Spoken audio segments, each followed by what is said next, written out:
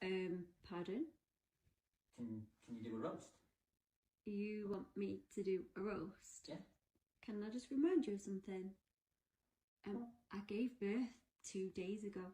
Yeah, 2 days ago, and you came out of the hospital straight away. You've been sitting around all this time, so you can make a roast. To send me home to get rest at home. Yeah, but you've been doing nothing but resting. Look at all these cups of tea for a start. I mean, look, I'm just saying. I'm sorry that I need caffeine to keep going with a newborn baby. Yeah, and it's not easy for me either. Right, I didn't give birth. No, but I'm not sleeping like you, so I'm knackered. You're awake. So, my mum and dad are coming, and you know what they're like. They always want a roast. So they always want a roast, but I've not just given birth 2 days before. You can get up and make it yourself.